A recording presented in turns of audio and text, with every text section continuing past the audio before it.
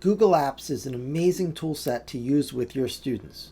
And starting spring 2021, there's a custom Google group set up for each of your course sections.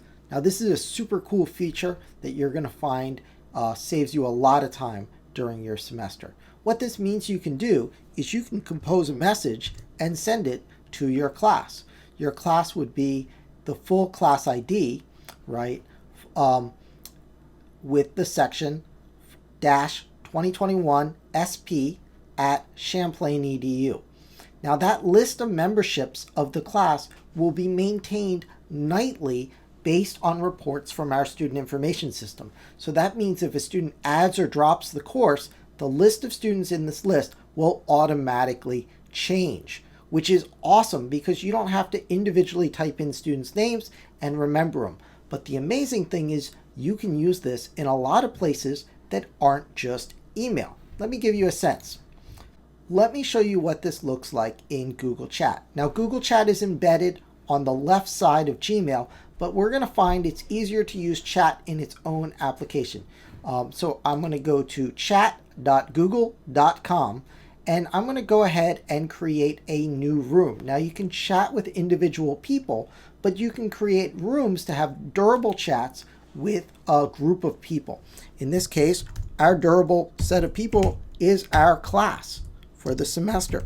Now, this can be really handy, especially in COVID times, for us to create some community that's a little more impromptu discussions than what happens in a Canvas discussion. Now, I can choose to use threaded discussions, which allows it, and I'm going to not allow anyone outside my organization to join this. I want this locked down, and I'm going to specifically invite my class. So I'm going to come in here and use that class email account to invite people. So when I create this room, I've now created a custom room for my class.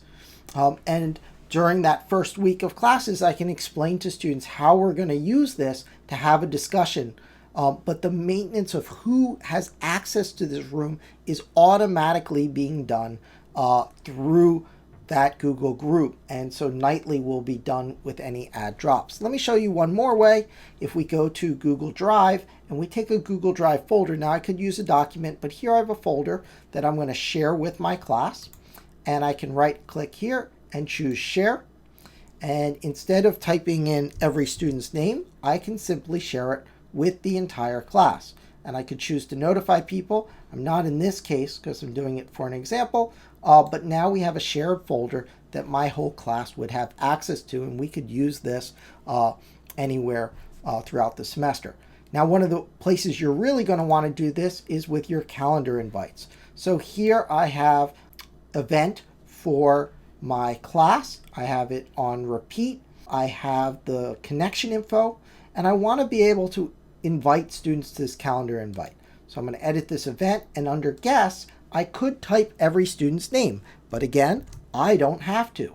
I can simply use that Google group that's predefined, and it will automatically invite all of the students.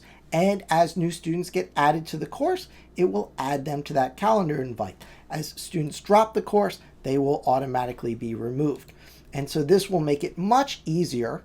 So you can use an email, Google Drive, chat, or almost any Google product. You can take advantage of these Google group permissions, such as a Google site, so you could have a shared wiki for your class, and other sorts of places.